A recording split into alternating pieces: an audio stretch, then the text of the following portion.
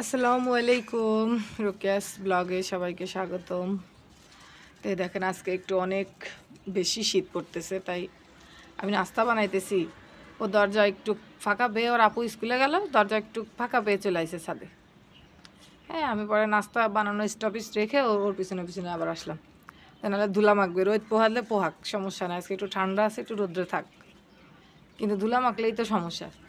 ধুলা মাখলে এই ঠান্ডায় যদি ওরে আমি নিয়ে গোসল করাই, তাহলে ওর ঠান্ডা লেগে যাবে। আর ওদের একটা সমস্যা, যে ঠান্ডা লাগলে ওদের অনেক সমস্যা দেখা দেয়।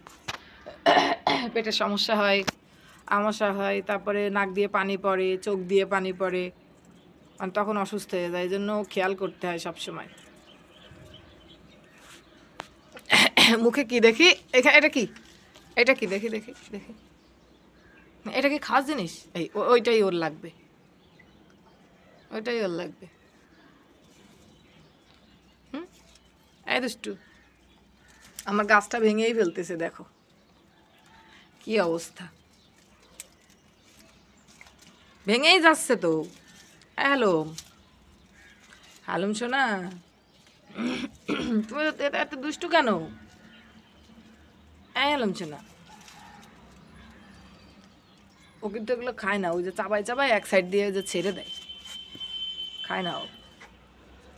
কারণ ওগুলো খাইতে ওর তো হজম হবে না। আর খাইলে তুই একটু খাইলে সমস্যা নেই, ও তারও পেটের জন্য উপকার। লতা পাতা খাইলে পেটের সমস্যা থাকলে সেটা আরও সেরে যায়। আর এমনি তো বেশিরভাগই ও গোশ খায়, চিকেন খায়, আর হচ্ছে মাছ। তাও মাছটা হলো খাইলে হচ্ছে পেটের সমস্যা হয়। তাই এখন আবার দেখতেছি যে মানে রান্না মাছ, মানে ধুয়ে ভাতের সাথে দিলে ওইটা খাইলে আবার পেটে কিছু হচ্ছে না, কিন্তু জাল দেওয়া মাছ খাইলেই ওর পেটে সমস্যা হচ্ছে। মানে জাল দেওয়া মাছে তো ওর হচ্ছে ওই যে মাছের যে প্রোটিন, ওইটা থেকে যাচ্ছে, তেল থেকে যাচ্ছে, আর ভাজলে তো ওইটা চলে যাচ্ছে, বা তরকারিতে দিলে ওটা মিশে যাচ্ছে। তারপর ওই মাছটা খাইলে আর সমস্যা হচ্ছে না। আচ্ছা, আজকে সকাল থেকে এখনও কিছু খাইনি। ও যে উঠছে, ঘুমের থেকে উঠে দুষ্টামি করছে, পেট খালি একদম, খাবার দিছি খাইনি। মানে ওরা ঘুমের থেকে উঠলে আগে বাইরে নিয়ে আসতে হবে, এটাই হলো কথা, নাইলে ও খাবে না। ওর মন ভালো হবে, তারপরে বাসায় যেয়ে খাবে।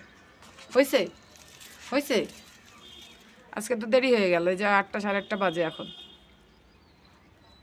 হয়েছে, খাওয়া হয়েছে? কই দেখি তো, এই ফাঁকা দিয়ে আমি একটু দেখি তো। এই চাটু চাটু করতেছে কে? এই ফাঁকা দিয়ে দেখে ফেলেছি আমি, এই হালুমকে দেখে ফেলেছি, এই হালুমকে দেখে ফেলেছি আমি। কালকে একটু বিকালে বাইরে গেছি, আসছি, ঘুমাইছিল, এই মা মা করে দৌড়। মানে ও বাইরে থেকে আসলে ওর একটাই অভিযোগ, কেন ওকে নিয়ে যাওয়া হয়নি। এই একটা অভিযোগ ওর, কেন ওকে বাইরে নিয়ে যাইনি আমি।